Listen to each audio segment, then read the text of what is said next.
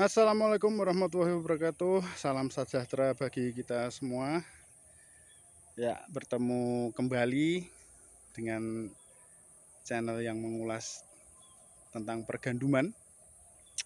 Sudah lebih dari setahun, sepertinya kita tidak update lagi tentang tanaman-tanaman gandum. Ya, karena memang tanaman ini hanya bisa ditanam satu kali dalam satu tahun supaya menghindari musim hujan di saat panen. Untuk perkembangan baru ini kami sedang menanam tanaman gandum. Usianya sekitar 50 hari setelah tanam dan fasenya sudah mulai buting stage, sudah mulai hamil. Ini sebentar lagi akan muncul malainya. Ini penanaman seluas kurang lebih 1000 meter dan usia sampai 50 hari ini penanganan untuk hamanya kami menggunakan pestisida. Terus kemudian di awal masa tanam itu tetap menggunakan fungisida karena terserang jamur, dan ini sudah melewati fase kritis di usia 50, tinggal menunggu tua. Sudah dilakukan pemupukan susulan juga, ini tahap kedua untuk pembungaan supaya bunganya jadi bagus. Seperti ini penampakan hamparan gandumnya.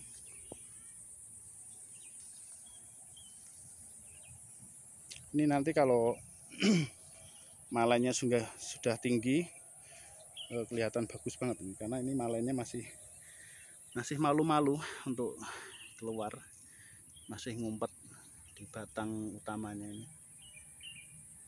tanaman gandum.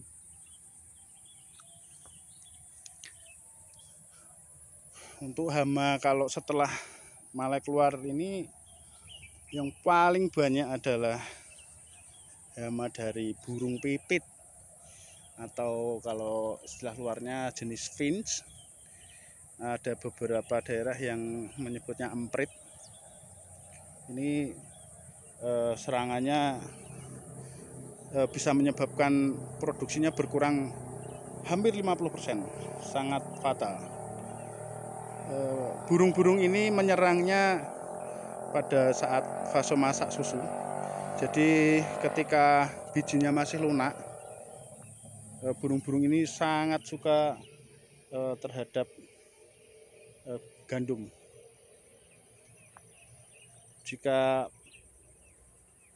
bijinya sudah masak penuh dan keras, burung cenderung tidak memakannya, karena ya itu tadi, bijinya yang keras, mungkin paruhnya tidak terlalu kuat. Kalau masih masak susu, tingkat serangannya luar biasa, menyebabkan banyak sekali kerugian kalau ketika masak susu tidak ditanggung. Nah, biasanya ketika masak susu kami itu melakukan pencegahan terhadap hama burung pipit, diberi jaring.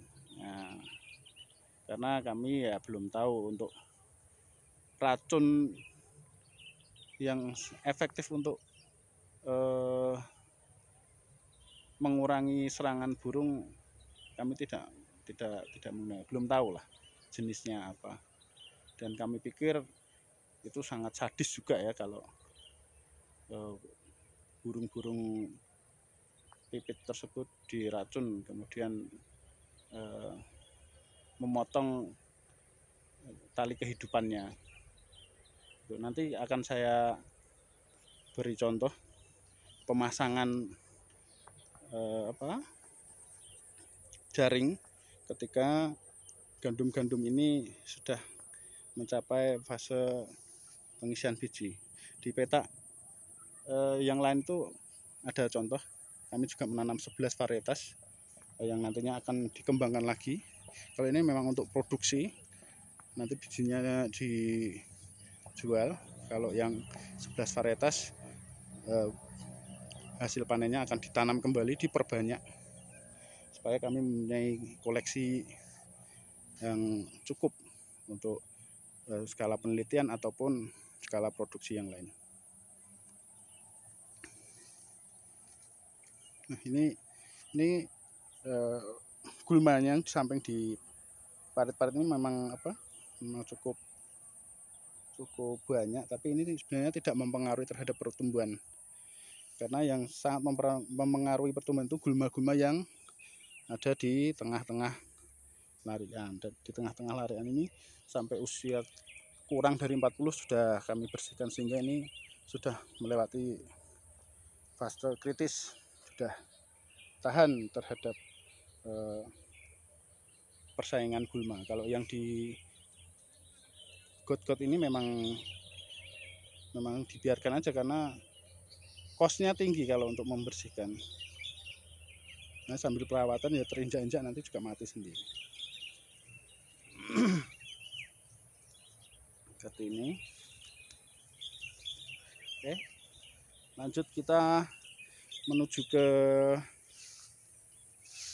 peta yang lain, di mana ada tanaman gandum yang sudah memulai pengisian biji, dan kami pasang jaring untuk mengurangi serangan hama burung.